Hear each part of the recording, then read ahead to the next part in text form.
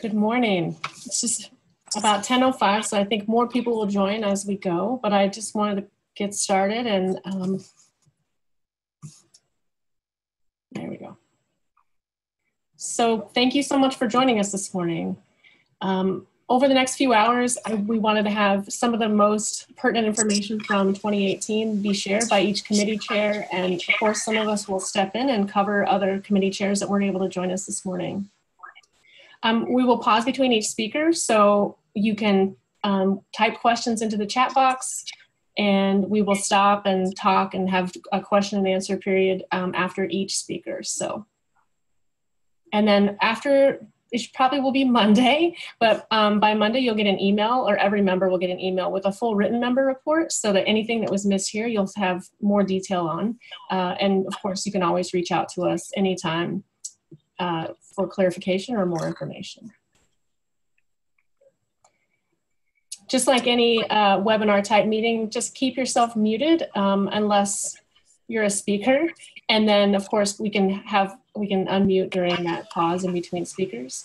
And just like I said here, I guess I'm getting ahead of myself. You can submit your comments into the chat field, and then we'll stop and make sure we get to those. Okay, so for the past year, this has been our executive committee, and it's been amazing. But we're having lots of change and lots of turnover here. And let's see. But before, we'll talk about the new executive committee members, but I just wanted to briefly talk about in 2018, our focus was on increasing participation of the membership and also diversifying our membership, which has been a goal for many years. We're also heavily focused on streamlining processes and the services that MAWS offers to its members, including a website, which we're excited about today, just so we can serve our membership better, because this is not necessarily a group of elite individuals, right? We're midwives and consumers, and a group that just gets together and tries to work together to make it so that we can be on the same page. And so we're hoping really to make some of those processes more easy. So with that, I will turn it over to Kat, who's going to introduce our new board of directors. Hello, everybody. My video is not working. Sorry, I'm still the anonymous black box on the screen. But I'm here to introduce to you the 8 new directors that we have joining us this year. First, we have Claire Tanya. Oh, that's the executive committee. There we go. Oh. Bear with us just for a second here. She's not muted.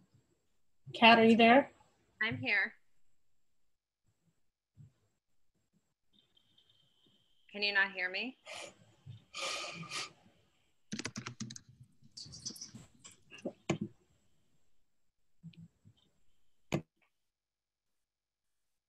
Kat, we can hear you. There must be We're something gonna have else. Amelia get started, since Kat seems she must have stepped away for a second. Oh, I'm here. Okay, so we are really excited to welcome 8 new directors to our board of directors this year. I'm just going to briefly introduce them, and you'll see their pictures. Claire Catania is a midwifery consumer who we're excited. I guess Kat, everyone can hear Kat but us.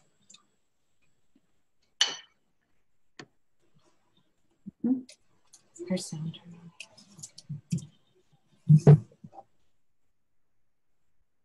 Kat, can you try speaking one more time? I'm here. Okay, I'm sorry about that. That's okay.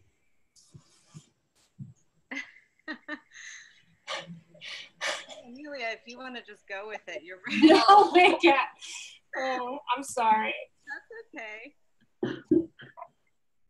Well, as Amelia was saying, we have Claire Catania, who is a midwifery consumer, and she holds a master's degree in nonprofit management and brings significant board experience with her.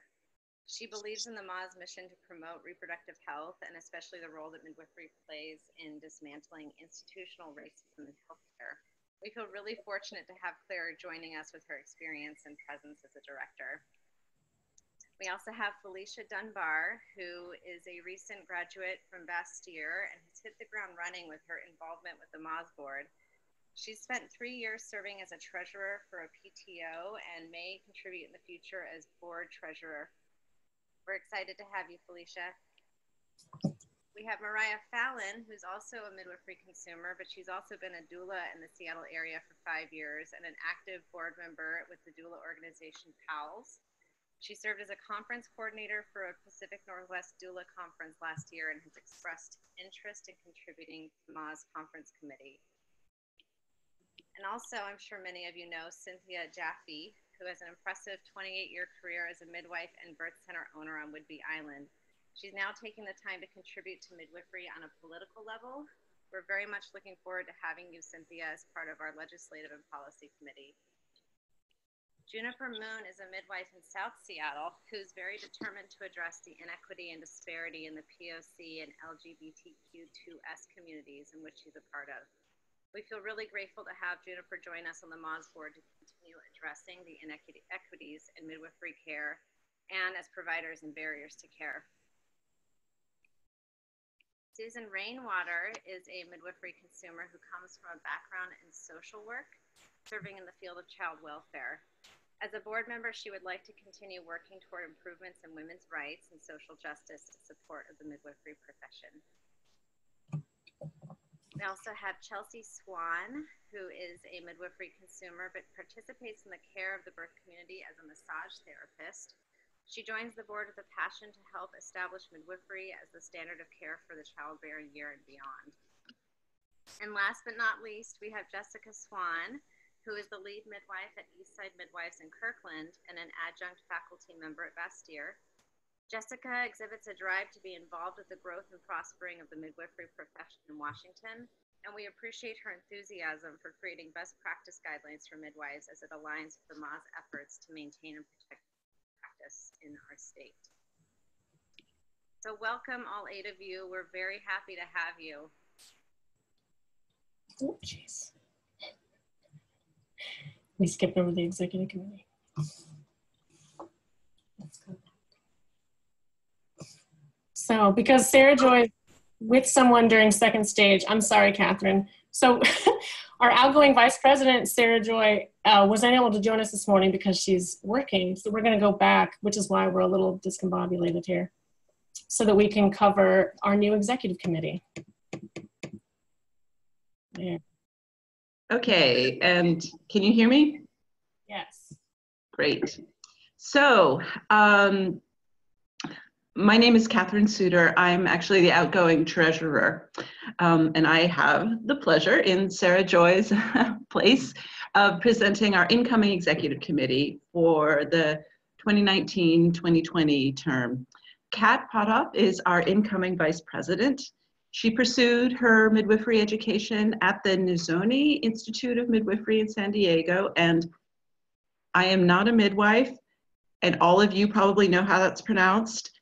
I don't, and please forgive me if I got it wrong, that Institute of Midwifery. She now practices at the Eastside Birth Center. Kat has served on the MAWS board this past year and has most recently been part of the nominations committee. So we have her to thank for this amazing crowd of new board members that we've just heard about. Then Beth Arcis is a licensed midwife practicing in Bellingham. She received her midwifery training through the Aviva Institute and later earned her MA in maternal child health through Bastyr. Her steadfast voice on the board this past year has been very appreciated, and we're so grateful that she's stepping into the treasurer role. I, in particular, am very grateful on the executive committee this coming cycle. Neva Gerke has been reelected, yay, as your president for the upcoming term. She's the owner of Laocoon Midwifery in Tacoma, founding member of AROM, the Anti-Racism and Anti-Oppression in Midwifery group. She teaches in Bastyr's midwifery department and has gracefully carried the mantle of the MAWS presidency for the past 2 years. Being the MAWS president is an intense labor of love, and advocacy, and Neva has held it so well.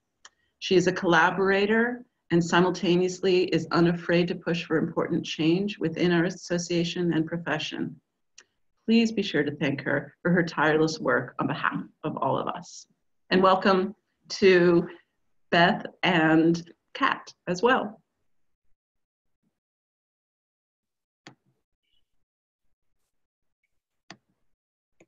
We'll get back to the treasure slides. Oh, right.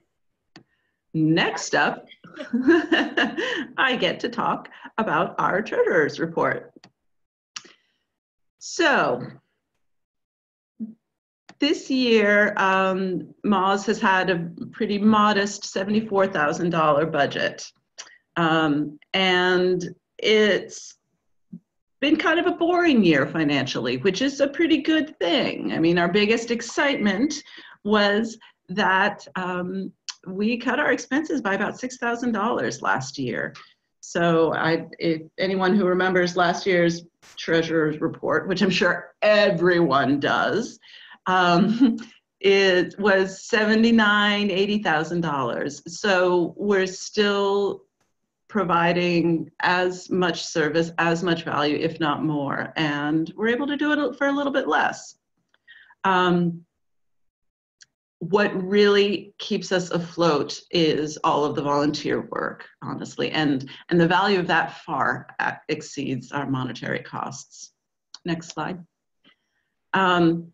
Our expense and income charts start here and show what we rely on to do our work. With income, about half of it this year has been membership fees. And then the second category is conference.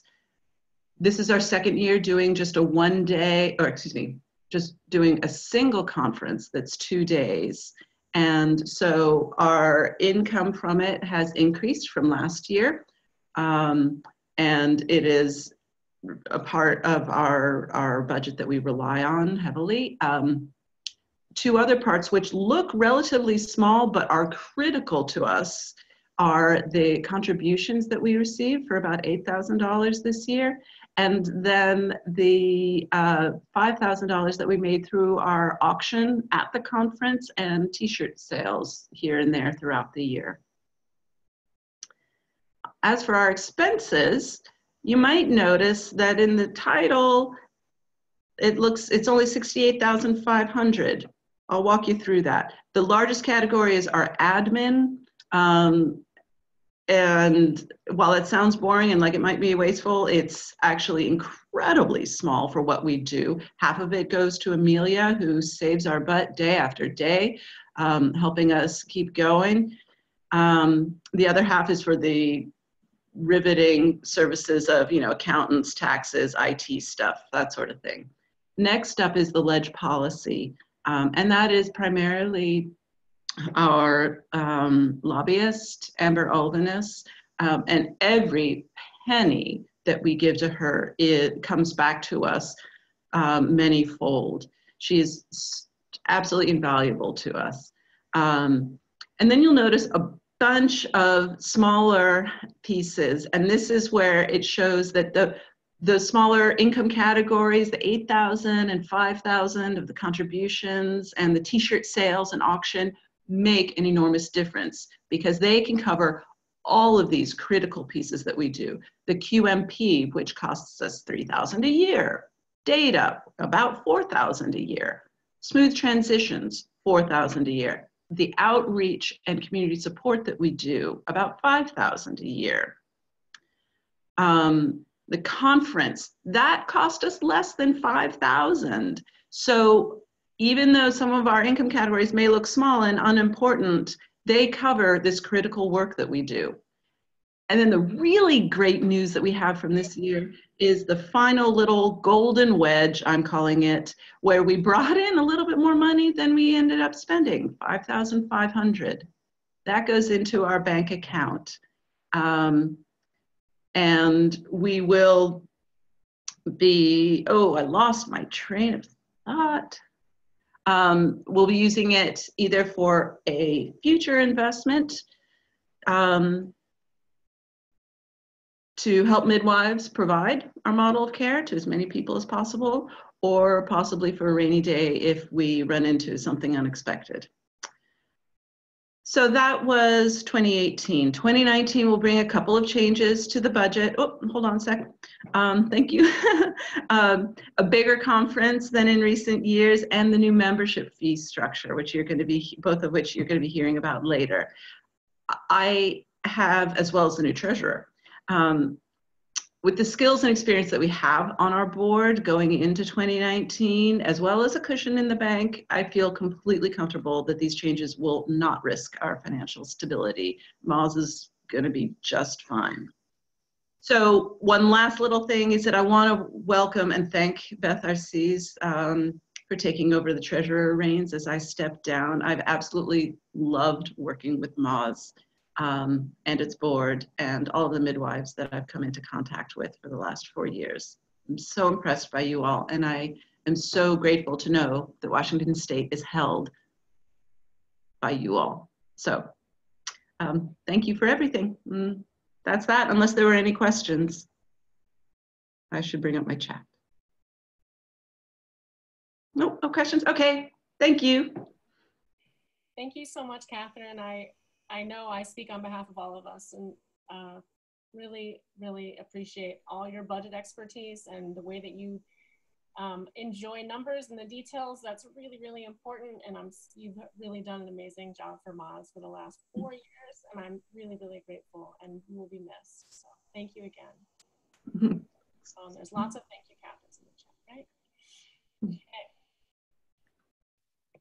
So next up, we're going to talk about legislative and policy affairs, which leads us to another announcement in that after 16 years of service, Audrey Levine has decided to step down as she's been the chair for the last 10 years, but a part of MAWS and the MAWS board for the last 16 years. And Audrey, who couldn't be with us today, is actually really focusing on the national scene. And so she, through some long discussions, we've talked about myself taking over as legislative and health policy chair for MAWS, with the idea that I will not hold on to president for as long as I have to. But so I'll speak about Lobby Day today and the things that we've done legislatively this year, but really it's been Audrey this whole year.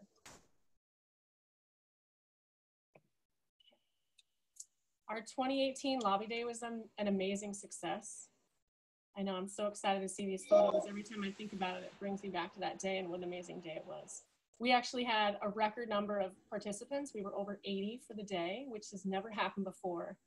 It was a huge day where we had, and very busy. So at the time when this photo was taken, I was testifying on behalf of another bill that would allow for doulas and midwives to volunteer for incarcerated women and other pregnant people that are incarcerated here in the state of Washington. And at the same time, this group of students, I think, and some other people were given a standing ovation as the House was passing another bill. So let me scroll through the next photo. So we had to have 2 photos and we still didn't get everybody in. Somehow we missed Tiffany and Sarah Joy in our photos for the day, but it was really amazing. And for those of you who don't know, this is Amber. Amber sitting to my left here in this photo. So like I said, we had a record turnout that day. We had a standing ovation specifically for midwives on the Washington State House floor, which was a huge emotional event. And we were, again, able to maintain our licensing fee cap, which we're going to talk a lot more about here in a few minutes, and that the state, we basically cost more than we bring in as far as our licensing fees, which is crazy considering how high our licensing fees are. But MAWS has been very focused on pursuing the support for a more permanent fix, so we don't have to go back and lobby for a budget proviso every year to help cover those costs. We also secured the approval for volunteer care for incarcerated people, like I mentioned before. The other thing is, as we develop a legislative strategy, we often will introduce an idea that we're going to work on next. So there's a lot of groundwork that has to happen. So one of those things we did during this lobby day was to introduce the concept of what title protection would be for the term birth centers. So we all know what an actual birth center is on this call, but as you all know, the labor and delivery units and also these new alongside units that are coming up throughout the state are also calling themselves birth centers. However, they're not licensed as birth centers. And so we've been working with different organizations throughout the state to try and make sure we preserve the midwifery model of care, preserve the birth center model of care, and not allow other much bigger, really, people in the big hospital associations and the hospital conglomerates to take over that term. So as we move forward, there was myself and Audrey and Amber and other leadership within the group have met with the Washington State Hospital Association and the Department of Health and many stakeholders, including legislators, working through what would it look like if we actually did try and push for title protection, meaning that the only companies or businesses in the state of Washington that could use the words birth center would be actual freestanding birth centers that are licensed as such. Unfortunately, the Washington State Hospital Association, which you'll hear me call WSHA from here on out, was absolutely not supportive of that. And it was kind of a non-starter for them. And that's basically, WSHA is the equivalent of MAWS, but for hospitals. So WSHA is a representation of, and has a big herd of lobbyists that represent all the major hospital groups and the rural hospitals throughout the state. And their argument was that they would have to rebrand every single labor and delivery unit or obstetric unit, which is what we thought they should call themselves, because that's what they do. They do obstetrics there. And that was a non-starter. So that took us a little bit back, and we had to kind of rethink about, because there's really, it would be a David and Goliath kind of fight with WSHA, right? Like that's a lot of lobbying power, and regardless of the amount of support we got from legislators last year, it's a big difference when we're actually trying to fight against a hospital system. And also, so we have to kind of be strategic about how we spend our time and resources. So we've been working through some different language with different really champions in the legislature about really preserving birth centers, in that we don't want to get confused, and it's unfair. The most direct threat, I think, is if you go into a hospital, you know that their birth center is actually the labor and delivery unit. However, these alongside units, there's one in Tacoma, and then there's a new facility owned by Multicare that's in Covington, and they're calling themselves birth centers. The facility here in Tacoma is actually working towards physiologic childbirth. They have minimal interventions, and it's staffed only by nurse midwives. However, the one in Covington is really just a labor and delivery unit that's also got a surgical suite, and it's a standalone facility. And so, but it's also called a birth center. So our goal now at this point is to, and we're working with the detailed process of language, basically with Senate staff, to really preserve the difference between, if you call, like, they need to come up with their own name for those facilities that are set up next to the hospital, and stop co-opting the use of the term birth center. That's a complicated story to say, like, when you, let's see. I have a question from Lynette. Yes, so Lynette's question is, have we talked to AABC about the birth center issue and the goals and how they similarly align? So we absolutely have. On our legislative and policy committee is Cynthia Flynn. Be careful, we have two Cynthias now. And Cynthia Flynn was a previous board member on AABC, and she is our representative. And so we're really working to align whatever language we do have with the national standards, because that they should come together. There's some disconnects a little bit in that AABC is actually accrediting those alongside units, and they offer an accreditation for birth centers that are inside of a hospital as well. And so they've been working hard to clarify their language, but it's a little bit of a moving target with them. But yes, absolutely, we work with them. Is there any other questions about the birth center language or anything I can clarify? It's a good primer for Lobby Day. So the next big change that we're working on, which is a process, but an easier one, is the rule changes that would be required to allow for VBACs in our licensed birth centers throughout the state. And this came up because I've always wondered why in the world you can have a home VBAC, but you can't have a birth center VBAC. It makes no sense. And it's really limited the amount of VBACs that are available, especially in more rural areas, of course. We all know these issues, but now we do have liability companies that, and insurance providers that will offer to cover midwives if they offer VBACs in an accredited birth center. So this is a new thing, right? Like the JWay doesn't do this, but there are other companies that will, if I have that insurance policy and I'm in an accredited birth center, I can actually charge insurance for VBAC. But in the state of Washington, there's a rule that limits or disallows birth centers to offer VBACs. And as it turns out, about half of there's several people within the DOH that didn't realize that we couldn't offer VBACs in birth centers, which was frustrating, but a good chance in that they really thought that we could. And so when I mentioned to them that we couldn't, they were pretty shocked. And so I think it won't be too hard to get the support. But in order to do a rule change, it takes 12 to 18 months, and it's a process. So just know that that's what we will be working on. And of course, that doesn't mean that you have to offer VBACs in your birth center, but that's an option that would increase access to care and also offer a more viable, it's an increase in the amount of clients that any birth center could take throughout the state. I saw a chat. We're also working, this is the next big thing, and so here's the juicy bits of today. The seeking a permanent solution for the licensing fee within the Department of Health is a really important piece of what's moving forward. So if anybody doesn't understand or doesn't know, every licensed profession in the state of Washington by law has to pay for itself in its own regulation. What that means is the people that work at the Department of Health that regulate licensed midwifery, our licensing fees are what should pay their salary. It should also pay the travel costs and the things that are involved in the MAC, the Midwives Advisory Committee. And it also has to pay for any investigations or any expert witnesses required for those investigations. And so anybody who's been to Lobby Day knows that every year we go and we essentially beg the legislature for a little bit more money so that we can keep our licensing fee capped at $525.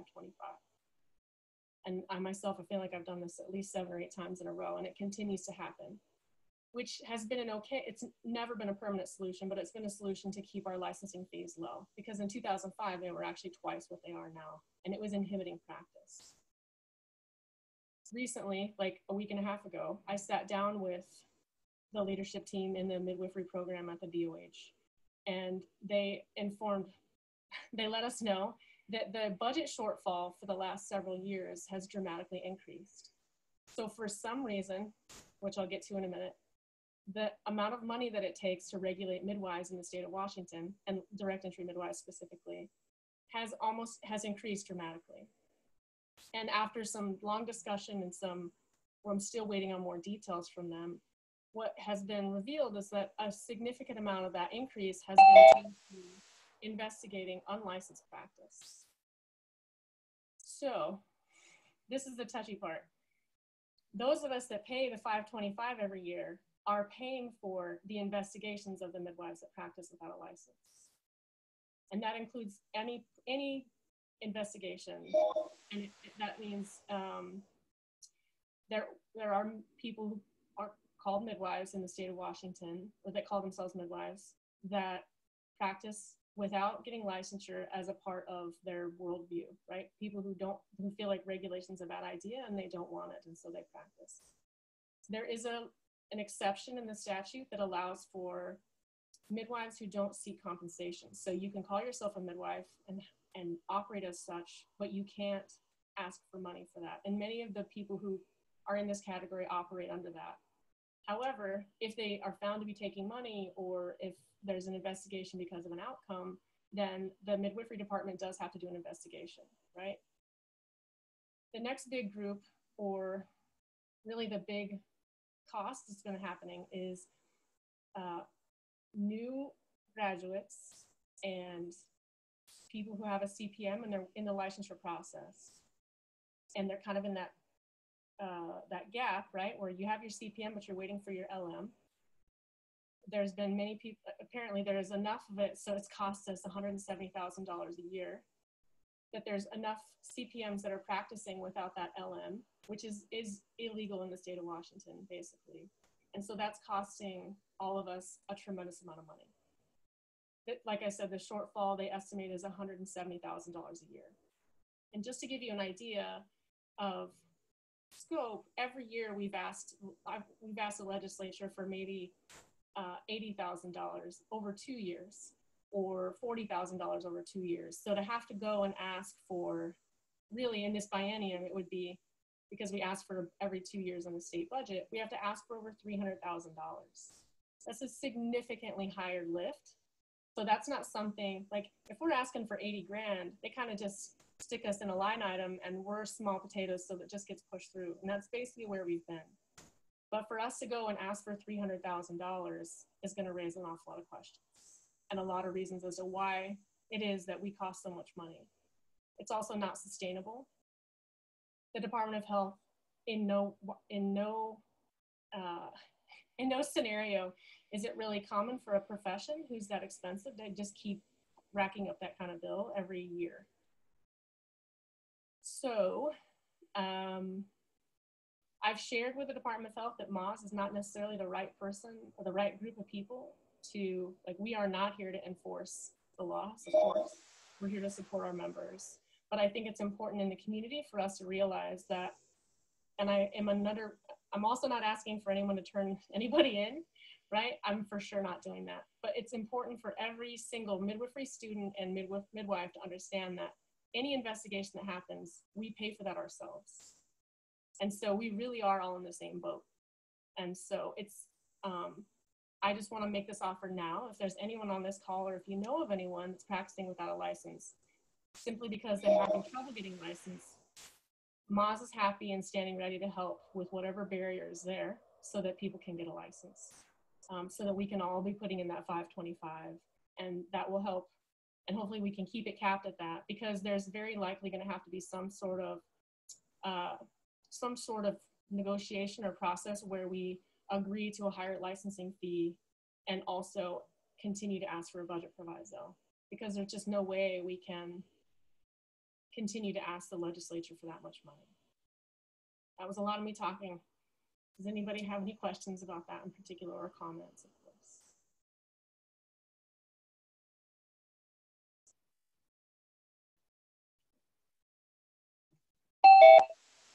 I can't tell if people are joining or leaving.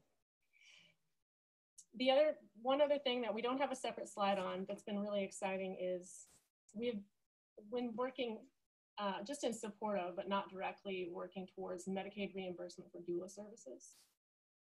This is something we've kind of worked on throughout the years, but basically there was some times last year when we met with the doula groups as we were pushing the legislation for incarcerated people, and we kind of gave them the groundwork so they could go through, and right now there's been a budget request from the governor's office for $11.7 million to fund doula services under the MSS program. So that's really exciting and complicated.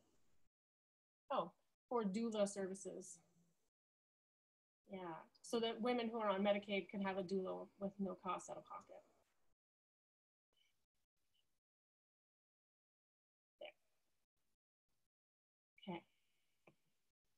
Oh, I'm not done talking yet. So this is a good time to write in your calendar. It's easy to remember that Lobby Day this year is on Valentine's Day. And we will have 2 different webinars. So a lot of people have been to Lobby Day before, and they just need a prep for what we're going to talk about with the legislators that day. And so we'll do a live webinar on Friday the 8th, the Friday before Lobby Day. But we're also going to have a pre-recorded kind of Lobby Day 101 for anyone who hasn't attended before, who would like a refresher on kind of how Lobby Day works. So mark your calendars. There is a conflict in that Open Arms is having their big luncheon that day. And so what I've talked about with Dila, the executive director of Open Arms, is that we will have, oh, you can't push the arrows, but we are going to have the forms that we can use to donate to Open Arms. Like, that's a lot of us that are midwives attend that luncheon every year So I would love for you guys to come to Lobby Day, and then we'll have the forms so we can still support Open Arms from afar. We'll have them at Audrey's house that night.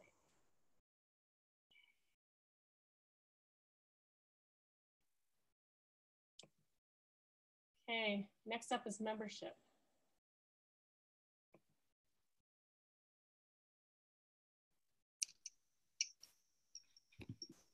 Hello, can you hear me? We can hear you. Okay, thanks Neva for your great presentation on all the legislative stuff. This year in 2018, our discussions around membership kind of ranged all over the place, but it really came down to streamlining issues, making things simpler, how to increase membership, but also the range of members, and then also how to better communicate with members. So we tossed out a bunch of different ideas, and this is what we've come down to. So these big changes are right there on the screen. We had a lot of people who had it was hard to have the holidays and New Year's and bang, also pay their MAWS membership. And that the fact that many people delayed their renewal caused lots of problems for, I think, them, but certainly for us on the managing administrative side of things. So we kind of tried to kind of split the difference, and we moved the renewal date a month and a half later. So hopefully, everyone's bills will start be getting back on track by the time the MAWS membership comes online.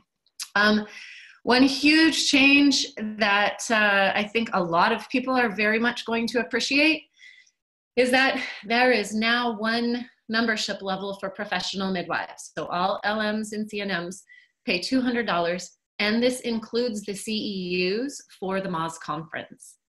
So that's pretty amazing. It drops down the fee for 3 of the 4 membership levels by a lot. And for people who've been paying the professional level 1, that 180, this hardly changes your payment because this includes your CEUs, which you would otherwise be paying anyways.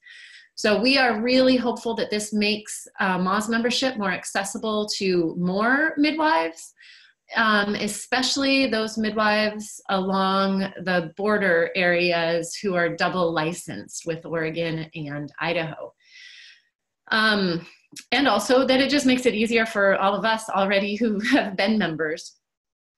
The other thing that has, we sort of just made a change is that we are now taking membership dues only online, and these will also be an automatic electronic payment. So this upcoming renewal cycle, you'll be putting in your card number, and then that will be the card number on file with our payment processor. And so next year, at the end of 2020, or the end of 2019, sorry, you'll be getting the renewal reminders for 2020 saying, hey, this is coming up on February 15th. Please check your credit card numbers, and because this will be processing on February 15th. We currently have 136 active professional members. We have 13 active birth center members and 27 student midwife members. So we're doing pretty good and holding steady. We hope that making our simplifying and streamlining this process is going to make things a lot easier. One recent revamping was on our Wild Apricot page, the membership directory and how to pay your dues page. Let's see. Oh, we're not, I don't think we're quite on that yet, but that's good enough. Nope, that's great. Whoever did that is great. So finding the directory on the Wild Apricot site is now map-based. And so you can click on a region of the map, and those those current active midwives and birth centers will show up under that region. There are a couple of tweaks that can be made. So if you have any questions, you can go in and you can send me an email.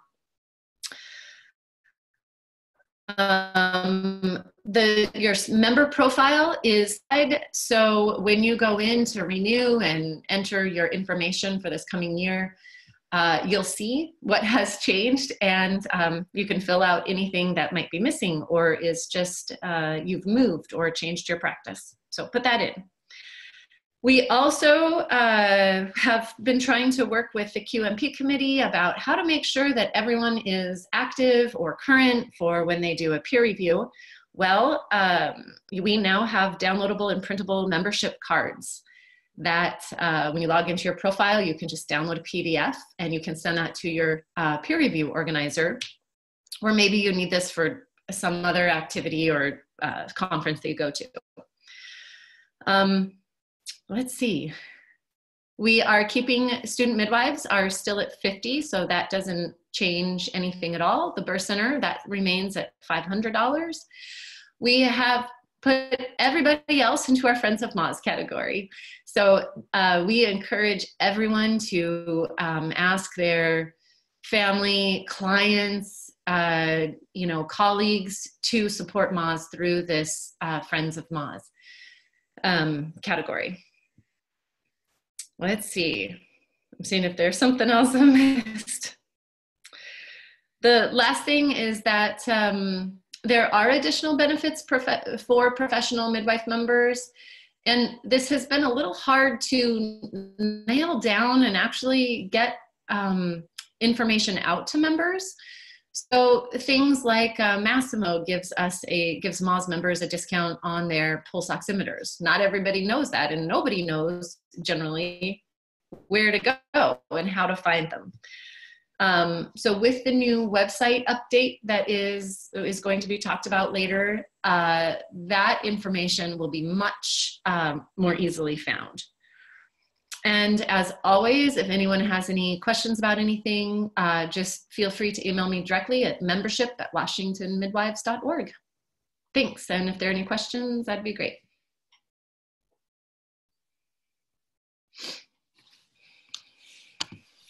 Thank you so much, Kristen. Okay, next up is Laura with conference.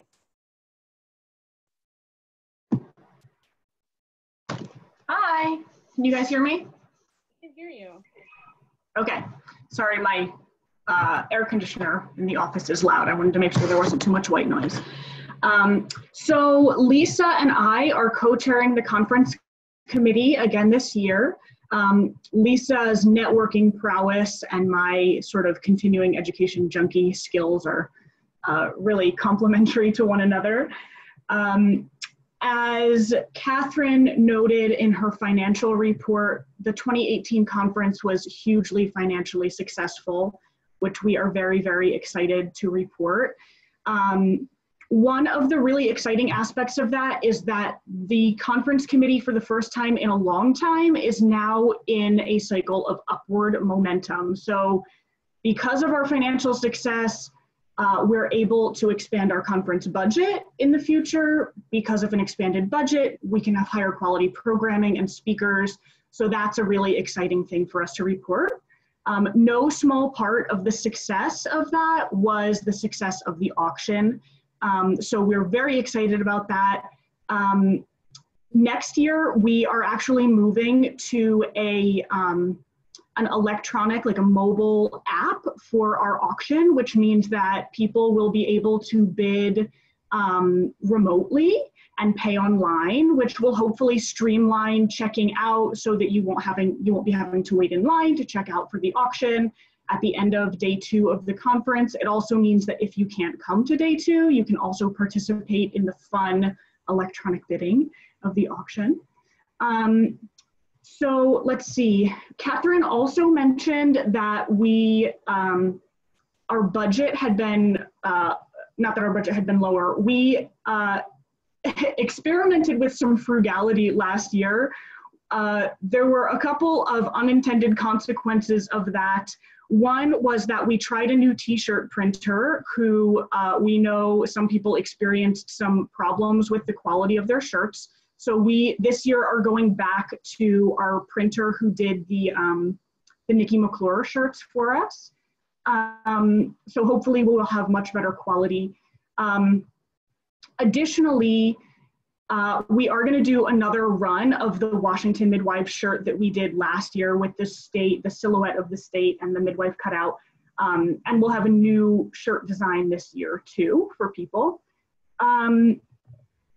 Also, one of the criticisms that we had was that people were not really happy with the food. I think overall, there were a lot of disappointments with the food. So we're going to go back to a catered model in 2019. And people are always, of course, welcome to bring their own food too if you have restrictions.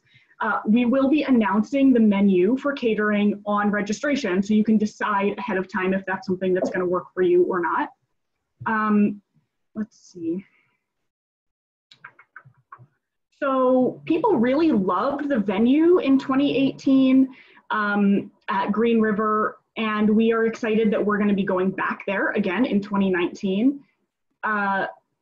We have been, over the last couple of years, talking both on the board generally and also more specifically in the committee about what model works best as far as conferences, if we should have one annual conference or if we should stick to the traditional two-conference model that MAWS has done for several years. The committee has found that from a sustainability standpoint, one conference a year works really well for us. And I think that we also showed this past year that from a financial sustainability standpoint, one conference a year is really beneficial as well for the budget. So for the foreseeable future, we're planning on sticking to that model. And so what that means is that we're going to have more comprehensive conferences that are concentrated in one part of the year. We are looking at consistently staying with an early spring conference. 2019 will be held on April 4th and 5th, which is a Thursday and Friday. As I mentioned before, we will be going back to Green River Community College. And the really exciting thing that we have to announce about the 2019 conference is that day one, which is Thursday, is going to feature Jen Kamel, who many of you may know from the website VBACfacts.com. Jen is a VBAC strategist, and she is a nationally recognized consumer advocate and also the founder of VBAC Facts. She sells out everywhere she goes. Her talks have absolutely rave reviews, and she is actually doing a custom talk for us for Midwives in Washington. We're going to talk about the legislative policy perspectives of VBAC. We're going to talk about the economic perspectives of VBAC. We're going to talk about liability. We're going to talk about actual risk and determining risk. We're also going to talk, this is the part that's very specific about Washington Midwives. We're going to talk about consenting people in an out-of-hospital VBAC, for an out-of-hospital VBAC, and what that looks like, because so much of the VBAC research has been done in a hospital setting. The other thing that's really exciting about Jen coming to tie into what Neva was previously talking about from a LegPol perspective is that Jen's really excited to help us develop a strategy and working group to move forward with increasing access to VBAC in Washington.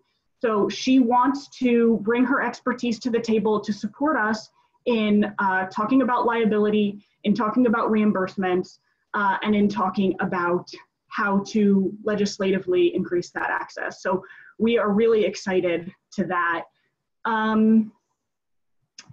Let's see. Other topics that people can look forward to are going to include the midwifery management of cholestasis. If you went to MANA a couple of years ago, you may have heard Ashley Jones talk about that.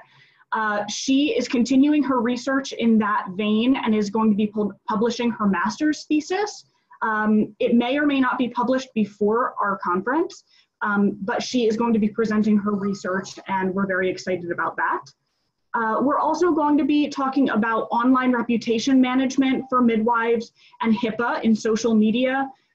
So, you know, what we bring to the social media sphere professionally, and how to protect ourselves from potentially problematic situations online when it comes to things like negative reviews from clients, how to respond to that kind of thing. We are going to be talking about the midwifery evaluation and management of tongue tie. People have been telling us that they really want hands-on workshops, and so we are going to be focusing on that as a skill that midwives can develop. We are also hoping that we're going to have interactions with CPS during the childbearing year, so that if people have problematic situations with families that involve CPS, that's not a new foreign situation, and that you've got some resources to support you during those interactions. Kristen mentioned that professional members are not going to have to pay CEU fees anymore. So that's an exciting aspect of conference for people when it comes to just the financial everyday aspects of being a midwife. And then the last thing that I wanted to mention about the 2019 conference that people can anticipate is that we are going to be working with Hive CE to come up to record our conferences and have them available for continuing education. Hopefully we're going to be producing some really high quality recordings for people to use in the future for their continuing education. So we've got a lot happening and moving forward, and yeah, we're glad to be able to report that conference is in a really good upward momentum.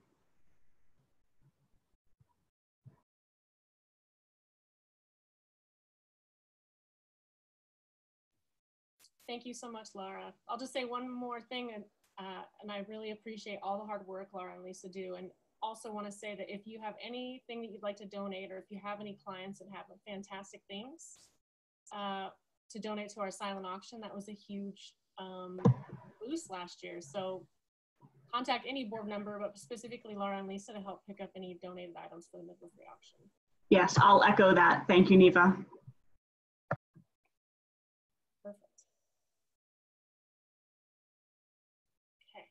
And I see a note from Lisa reminding us that Jen has not agreed to be recorded because she sells her content. That's kind of how she feeds her family. So her portions of the conference will not be recorded, but every other speaker will. Okay, so unfortunately, we don't have any representation from the QMP directly on today, so you have to hear me talk some more. But we will. Can you hear us, Catherine? Keep seeing you.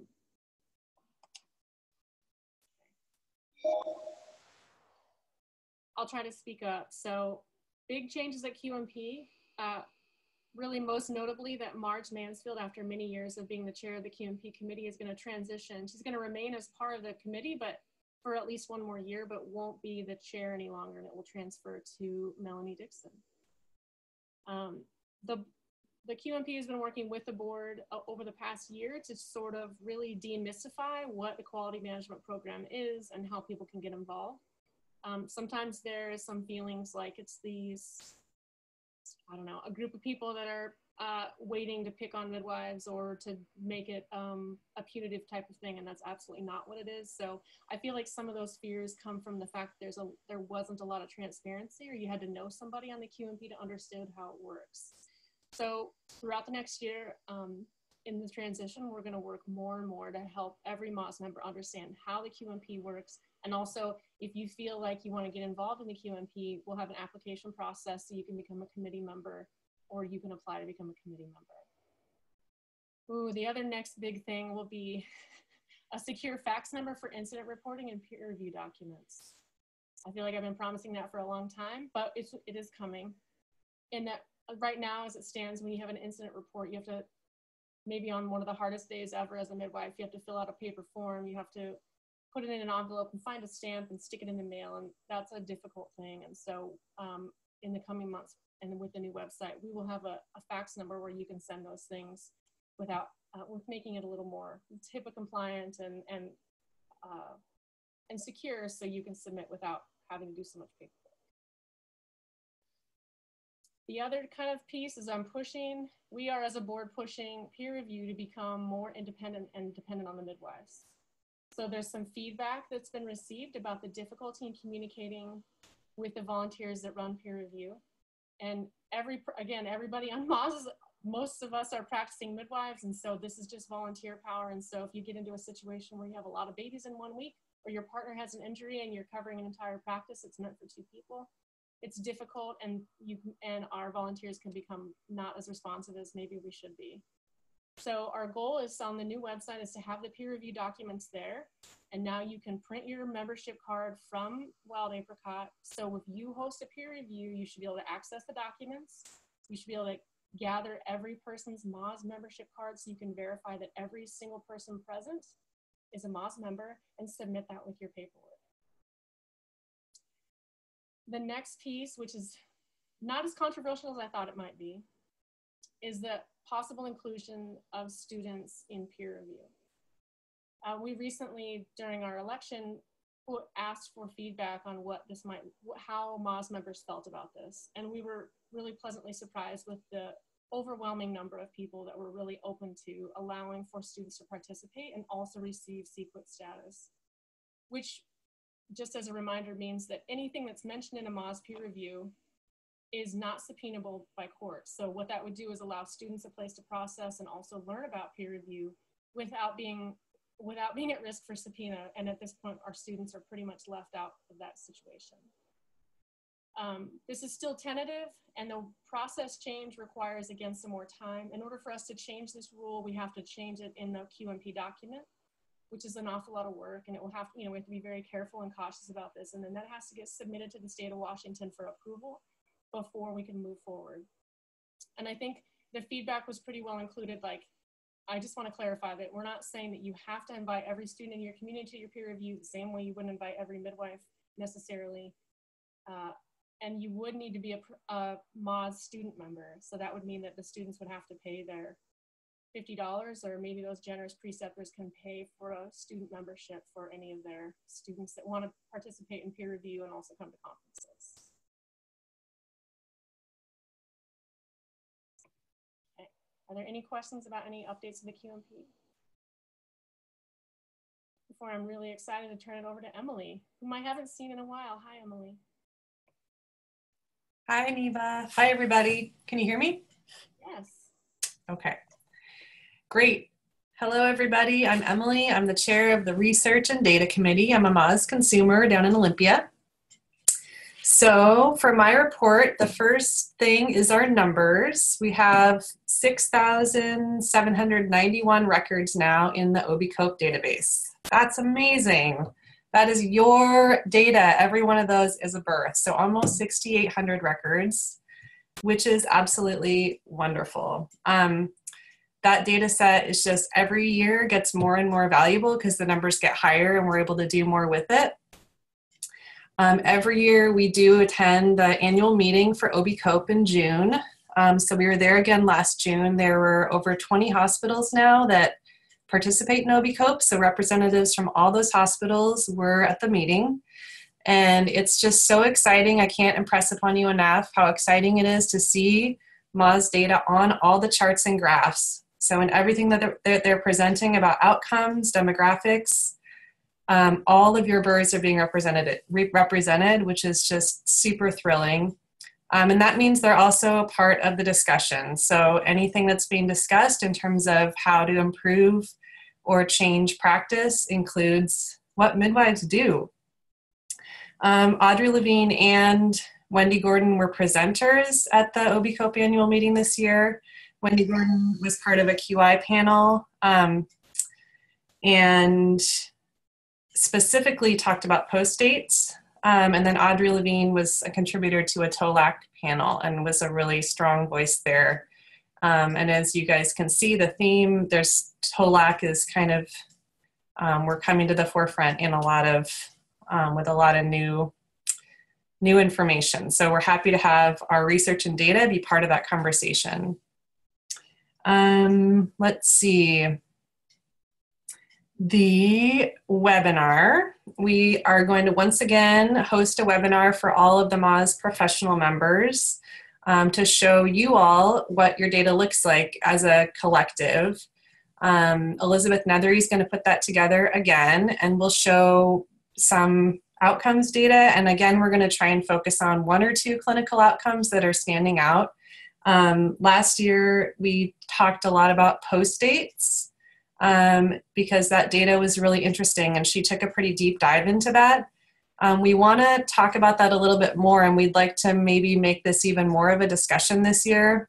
She's going to do some presenting, but we'd like even more discussion because we feel like this data has a lot to say about the post dates conversation.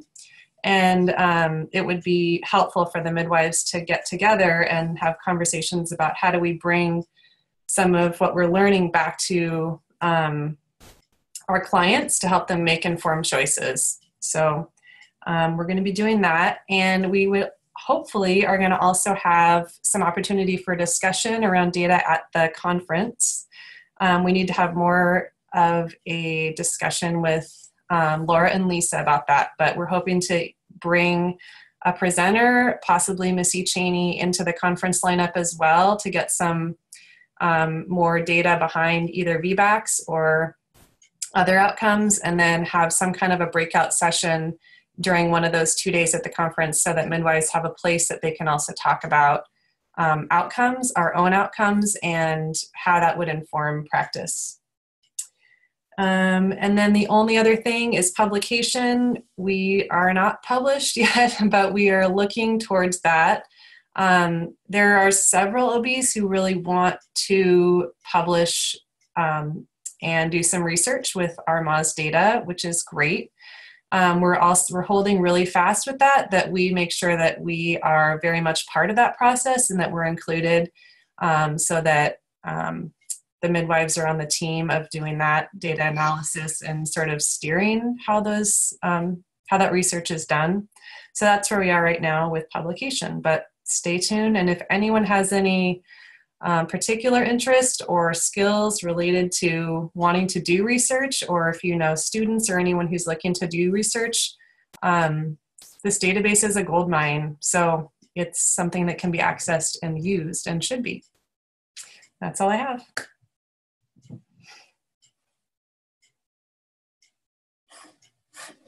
Thank you so much, Emily. I'm always so grateful for the data committee because they just keep on chugging along, doing all the right things, and we don't. So thank you for all your work, and please thank all your committee members for me.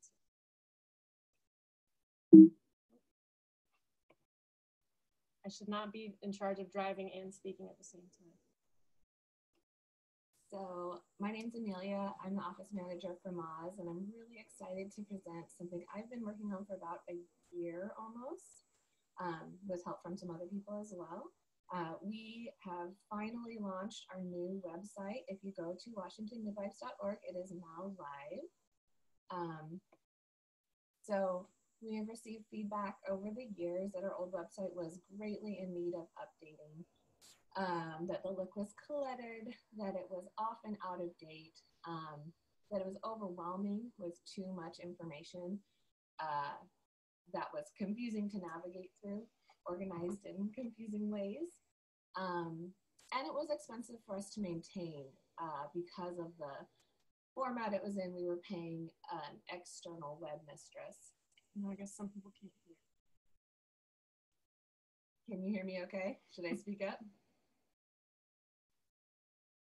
Okay. So we can just quickly go through just a reminder of our old website here. Very complex menu, each of those about MAWS, news and events and all this. Long, repetitive drop downs, a lot of information on our homepage, and again, often out of date. So the new website, our goals were a clean and modern design that would be very simple to navigate. We wanted to improve our integration with our membership database. We want to improve the photographs. So we had a number of beautiful photographs donated. We haven't paid any money for photos, which is awesome. We wanted to have it be a little bit less expensive to maintain. This is something that we can do ourselves. And it will just be quick and easy to keep it updated.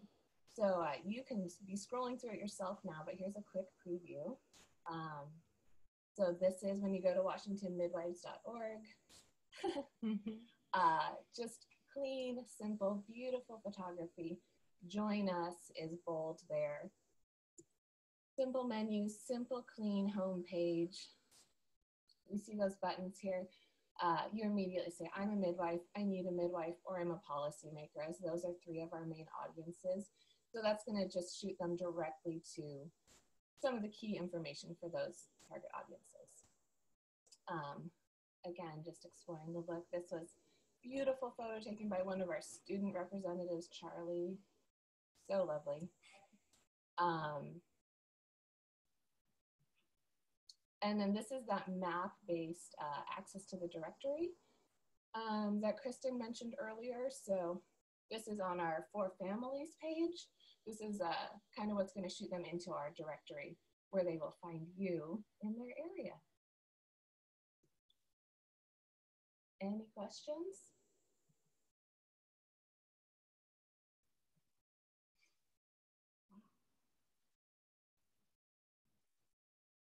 Thanks. Yeah.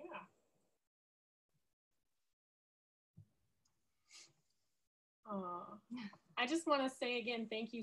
Oh, yeah, we can't thank her enough. And Catherine says, how do we thank her enough for doing all this? I am just blown away, and I want to say thank you definitely to everyone who worked on the website. And of course, there'll be some things that we can find. We've had lots of eyes on it, but of course there'll be something that we missed. And so I'm sure we'll get to know and correct things as soon as we can. And I want to say personally, thank you to every MAWS board member who participates and comes to all the meetings and does all the things. And I say that not to be self-serving, but just so that we can recruit more people to come to MAWS. It's a fun place to come and volunteer and hang out the first Friday of every month online. And I'm always available, as is everyone on the executive committee, with any questions or feedback you might have. And I will stay online here if anybody has any questions, or if you want to have a discussion, we can unmute and talk about anything that we've shared today.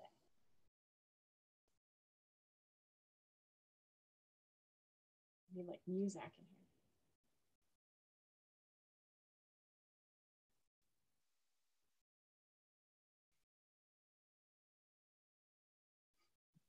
And if there isn't any questions, then we can just have our Friday. Oh, it's MAWS.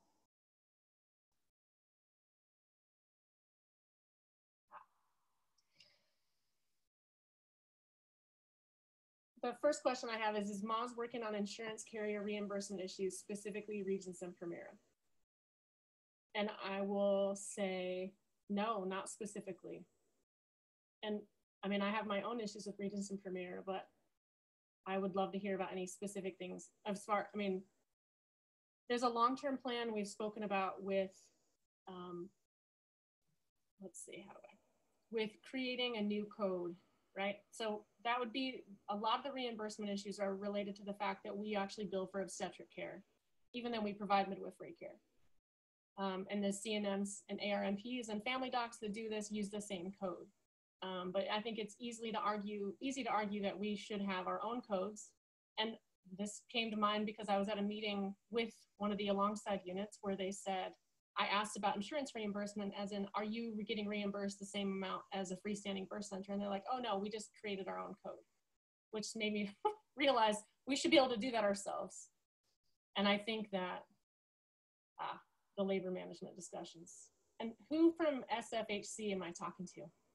You can unmute and just, if you want. Can you hear me? Yeah. Okay. This is Michelle from Mount Vernon Birth Center.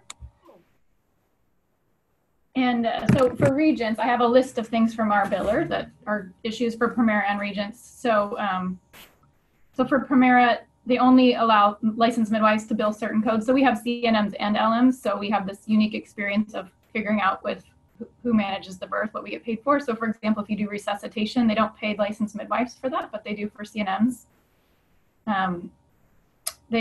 Primera is not paying very much for labor management, and that's and then Regents, they don't pay for the first prenatal if you bill it for an amenorrhea visit. They started doing takebacks. They don't pay anything to us anymore for labor management.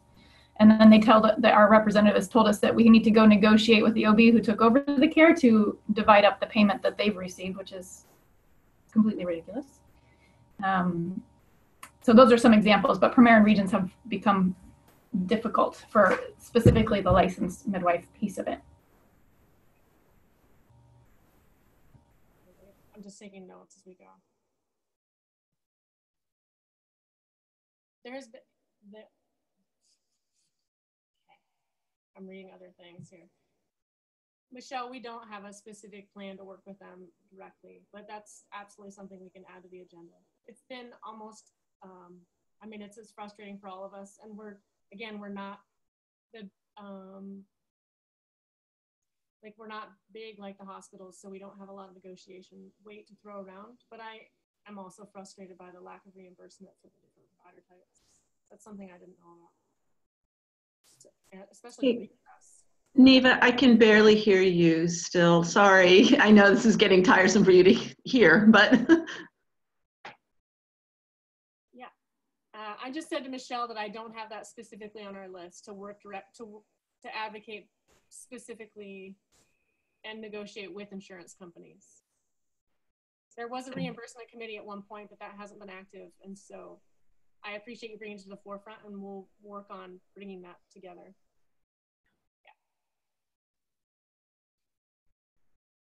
And so that's Kristen pointing out, it is just about, and it's about volunteers, right? So, and the lack of being able to, be consistent with things. So, because I have similar concerns specifically with some of the managed care organizations and their lack of reimbursement for childbirth education. That's created a situation here in Tacoma where I don't have anywhere to send people. So we'll definitely add that to our agenda on the Thursday morning calls. And Michelle, I might reach out to you and see if you want to join us on Thursday mornings. That's when we have our ledge policy calls, if you're available.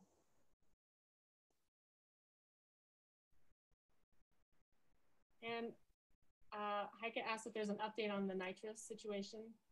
Right now, the Legend of Drugs and Devices is open for public comment, and it should close. I have to look it up to see when exactly it will close, but there was no fight with the medical board, and there was no, the words that I got, the feedback I heard back from the MAC was that the medical board and the pharmacy board are so overwhelmed with fighting the opioid epidemic that they were totally fine with us using nitrous and didn't have any concerns with it. So we just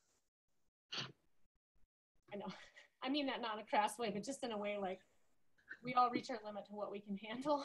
And they were like, man, nitrous is no big deal. Like they were probably irritated that we took up so much time asking for it.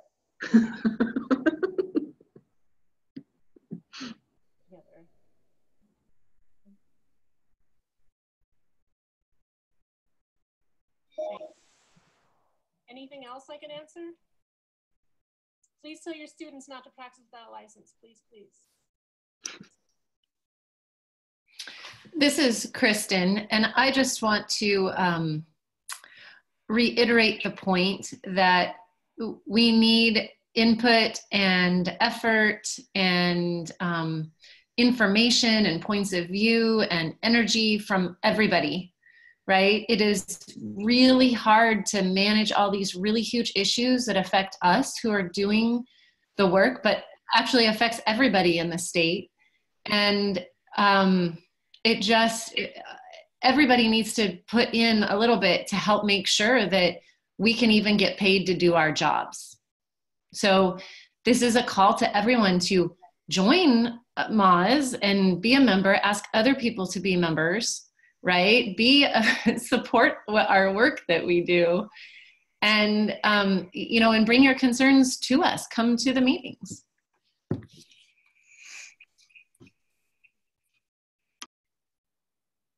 Any other comments or anything? Thank you, Kristen.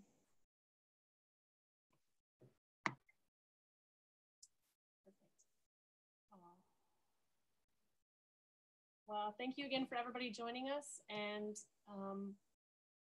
let us know how we can help. And I hope to see everybody on Lobby Day on February 14th, and then at the conference in April. So have a great day.